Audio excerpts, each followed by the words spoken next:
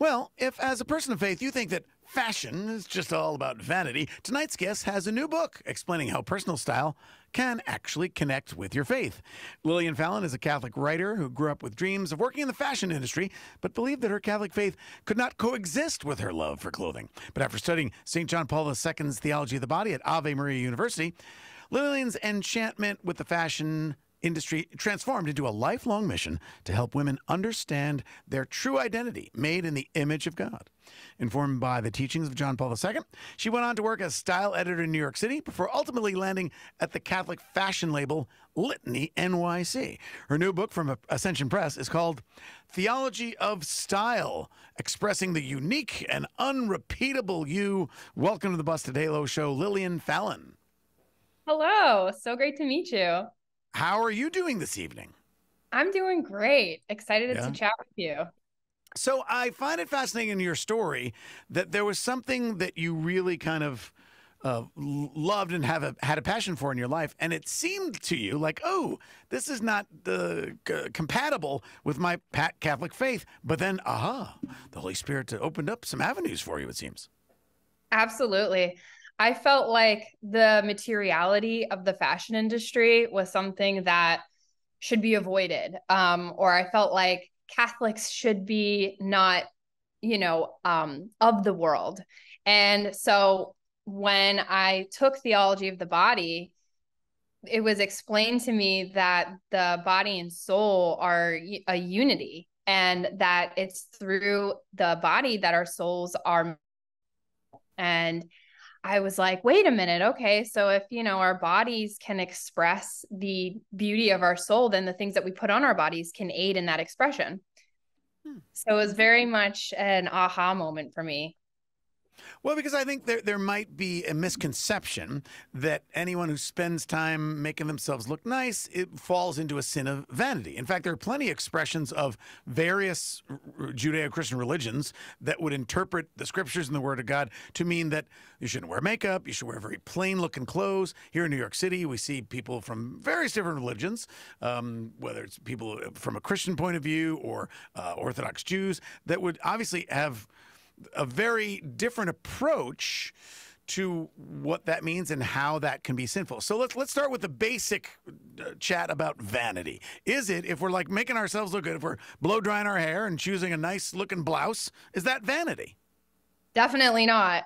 Oh, vanity good. is really just vanity is really just an obsession with your appearance. And you can actually be equally obsessed with like not putting on nice clothing, or really being like, oh, I'm going to kind of try and hide and not be noticed. And I think that it's really just an obsession with your appearance. And I think with personal style, a lot of it is about caring less. It's about having fun and expressing yourself. And there is a bit of humility tied in with that, where you're putting on an outfit that you feel best expresses who you are, and you're facing the world and you're saying, hey, this is who I am. And I think that, when we're focusing so much and spending so much time in front of the mirror, we should probably stay away from that. But when we really embrace the creativity of personal style, you kind of just got to put it on and say, hey, you know what? Like, my worth doesn't come from how I'm dressed, but I have infinite worth. And so I'm going to go out and share my personal style and who I am with the world. So, Lillian, a term that you use a lot in the book, and we've heard you just in the last couple of seconds talking about it, is personal style. I think another misconception might be that, well, as Catholics, we're part of a community, and I shouldn't be drawing attention to me. And yet, you draw from John Paul II's Theology of the Body that we are individuals. So being honoring your individualness created in the image of God is not the same as being selfish or non-communal focused, right? Yes, exactly. And that's the big message of Theology of Style, which is really trying to help women understand that they have been made one of a kind, that they're unrepeatable. And the more that we dress in a way that communicates to ourselves and to those around us that we are one of a kind, it helps us to see how God sees us, and how God sees us as these precious human beings. And someone that they want to, that he wants to exist with him for all of time, somebody who is the only version of themselves that he brought into existence. So when we dress in a way that reaffirms to us that truth of our identity, it can be life-changing. It can be something that impacts then all facets of our lives, because how we see ourselves and what our purpose is, which is, you know, to be with God for eternity, it just changes everything. Self-worth really is the core of a lot of our culture's problems. Well, and in fact, in your book that we're talking about, Theology of Style, Expressing the Unique and Unrepeatable You, you say that personal style is not about clothing. Now, I assume you mean it's not about going around naked. So you don't mean it's not just about clothing. Yeah. Yeah. Personal style, it's not about the trends. And I make that distinction between fashion and personal style, because fashion is an industry. Fashion exists to tell people, hey, like, you all need to look the same, follow the trends, assimilate. And that's how they make money off of you. But with personal style, but they also make money on saying, yeah, what we said last year, no, that's different this year. And now it's different. So you got to spend, get a completely new wardrobe. Right. But personal style really doesn't have anything to do with needing to follow the trends. I shop at thrift stores. That's my favorite mode of shopping. And it's not about like needing to look like everybody else or to fit in. It's about finding a garment that matches the beauty of your soul and the unrepeatableness of your identity. So it's not about having the coolest wardrobe. It's really about figuring out how you are made in the image of God. Now, you're talking about shopping at thrift stores. Brett, I've heard you use the term that you like to go to Salvation Armani. Salvation Armani. That's my favorite. I heard that and my head almost exploded. I was like, that's how I see it. Yes. Yeah, because I might steal that. I might steal that. Oh, you have to. I can't believe you haven't heard that. I use it all the time. Because really, and you're saying this too, we used to go there all the time. I mean, I still do here and there. Beauty is in the eye of the beholder. You could find something there for $2 that somebody thought was the bottom of their closet, and I thought was the best thing that has ever happened to me. My wife bought me a T-shirt at Salvation Armani the other day, and it's my favorite shirt. That's so, and it is my personal style. Let me tell you. Right. It's amazing how would wear it. Yeah, it's amazing how one person's like, they can really express who you are, but it was a garment that you found that somebody else owned, but now is a part of your unique story and the expression of who you are. That's so cool. Yeah. I think also part of Brett's unique style is the lime green velour tracksuit that he wears pretty much everywhere, anytime traveling. I almost just put it on for this very interview. I wish you did. That would have been very cool. Now I'm upset I didn't. She loves this. We're talking with Lillian Fallon. She's the author of Theology of Style, Expressing the Unique and Unrepeatable You. Lillian, for those who are less familiar overall, because you're basing your theology of style largely on the theology of the body from John Paul II. For those who are less familiar with that, tell us about that unrepeatableness. What is that the same as saying that you're unique?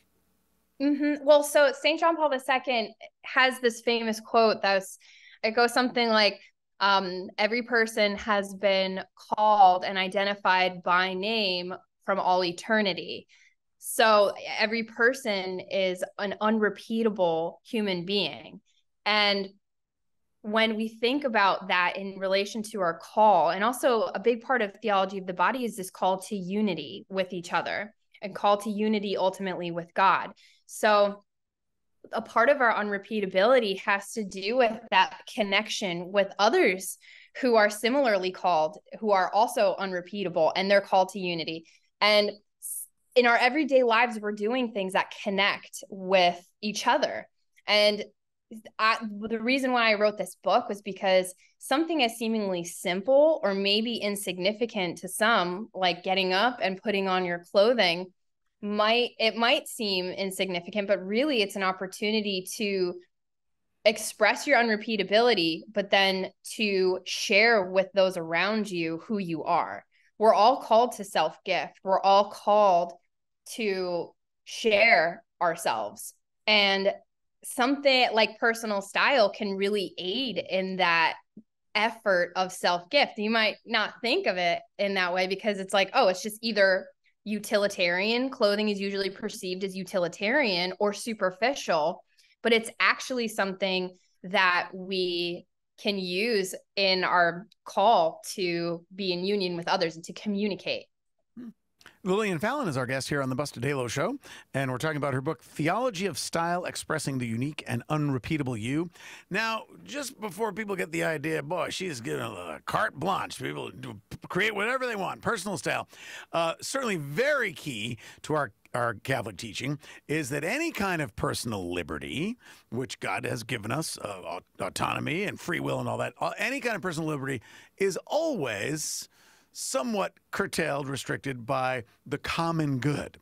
So you end up, the book, you can talk about all this personal style, you end up by talking about the classic theological and moral angle on style and clothing, and that is modesty. That it's not anything goes. Just because it's personal, just because it's individual, it is still like every other personal liberty, and I think we forget this a lot in our modern world, and particularly in our country and culture, that just because, I am free doesn't mean I can do things that either hurt others or in any other way. So tell us about how modesty enters into this equation now. Oh, right. Yeah. I think that modesty, the conversation has a lot of negative baggage around it over the years. And it does have a negative connotation to it because it's like, okay, be modest so that you aren't, dragging people into sin. And it creates a lot of fear around the female form. And so when I talk about modesty, I try and reframe the conversation to do kind of the work on the front end of things, which is first informing women on the anthropology of who they are, the beauty of their feminine form and the beauty of their feminine soul, and why it's such a gift and a privilege to be a woman. And hopefully the goal is that the more that we understand our inherent worth and just how much of a gift it is to be a woman, we'll want to protect that and have reverence towards it. So then the modesty rules don't really feel like rules. It feels like, yeah, that makes sense. Like I've been made in the image of God and I want to protect this gift of beauty that I've been given. I don't want anybody to objectify me and I don't want to objectify myself. So my goal is that let's educate women and men first about how they were made in the image of God so that then it pours out of everything they do. That includes modest dressing. It's something that hopefully they're not constantly having to think about the inches. It's just something that they naturally begin to do. So I would imagine largely the audience for your book, Theology of Style, would be women, but it seems like not exclusively. Interesting. Yes. Yeah. There's a lot of guys who are very interested. They say, hey, wait, what about me? What about us? And I'm like, yes, you too, because men and women, we are in communion with each other, and the communication between both sexes is so important. And that also includes how we dress and how we engage with each other through how we dress. And if you walk into a department store, you'll notice that the women's side's usually very colorful, expressive. It's very much full of spirit, whereas the men's side is typically more muted tones. It emphasizes the structure of the male silhouette, and there's a sense of stability and strength in men's clothing. And I think that just speaks to the complementarity of masculinity and femininity. So dressing in a way that emphasizes that is a really beautiful part of how men and women can communicate their inherent masculinity and femininity. So because you're an expert, Lillian, I'm going to ask you, is there clothing that I can buy that can less accentuate my male silhouette? Because I'd rather have the curves. Can we de-accentuate my male silhouette as you show it off? Just wear whatever you want, show it off. There you go. Black is slimming, Father Dave. You got lucky, actually. So the other day, so the parish that I was just mentioning out in San Diego, I was out there a couple weeks ago. Father Bart is the new pastor there. He wears, it's kind of like a combination, like a guayabera shirt, which is many people would call like a cubano. It's common in the Latin American cultures, and you would certainly see priests, but also any older man would be wearing that kind of style. But it's a style that's intentionally like tails out and untucked, and pockets even at the bottom of the shirt, which is not commonly the style. But he's got one that's designed by a clerical clothes manufacturer. So it's black. It's a black guayabera with the white tab, but it's kind of like it has that sort of tail, that tapered out look at the end, so that it's, let's say, accentuates his male silhouettes, but also is a clergy shirt. So he's got the style, Father Bart. He's incorporating his personal style even in his like uniform. Yeah, collar. That's so cool. Yeah. But I mean, to me, a lot of what you've been saying does dovetail with what the church and other religions as well, but certainly the Catholic Church down through the ages has seen the value of something like a religious habit or a clerical priest uniform, because you're talking about this is how we connect with one another. It says something about relationship. So if people feel the approachability, oh, that's quote unquote a man of the cloth, I can identify about that uniform. And people do all the time. Here in New York City, I don't have to tell you, Lillian. I mean, if I'm walking down the street and people, hey, Father, give me a blessing, that kind of thing. That's so beautiful, because people are able to identify you and your commitment to the Lord. Mm-hmm. And what you're wearing is a symbol of that commitment that you have. And it's interesting because like that also applies to like sisters. For lay people, the emphasis, I think, of us in the laity and out in the world is how do we encounter people who are very much like on the fringes and maybe like not practicing. And I think that sometimes my personal style, I'll wear something super kooky and weird, and somebody who's like very much not Catholic will be like, wow, that's like a cool outfit. And then we'll have a conversation about it. And then I'll share with them my faith and like why I dress the way that I do, because it's an expression of my identity made in the image of God. And then that's an opportunity to have evangelization. And so it's cool that the way that we dress in different vocations really speaks to the different calls that we have within our ministries. But we also do that in many other ways in our secular society too. Like people were like, Brett, I happen to know, Brett has a purple and gold Hawaiian shirt with the LSU logo on it. And when you walk down the street, and well, particularly where you live in New Orleans, but people recognize that. So when we wear our sports teams, people go, hey, all right, go Buffs or whatever. And wouldn't that be great if people did the same with religious identifying clothing? Oh, yeah, definitely. Well, whenever I see somebody in like a collar or a sister, I'll be like, hey, but that is very much, within Catholics. But I think that, other people who aren't even Catholic are very struck by it. Or even you might be familiar with a friend of the show, Joe Melendrez, who's got a line of clothing he calls God Swag. I mean, it's just like where you're wearing a sweatshirt that says blessed, or, a baseball cap that says child of God. Yeah, why not? If we're doing that with our sports teams, why not be proud? Right. Yeah. We're proud. Well, Lillian Fallon, your book is called Theology of Style. I don't have to tell you that, but you know it. The Theology of Style, expressing the unique and unrepeatable you. Lillian, I would not repeat you. You are unrepeatable. Thank you very much. But you can come back on the show. That doesn't mean you're a one-time only guest. You're not unrepeatable in that way. We will put a link. We'll put a link on our radio blog so people can find where they can pick this up from Ascension Press. Theology of Style. Lillian Fallon, thanks so much for joining us. Thank you so much. It was great chatting with you.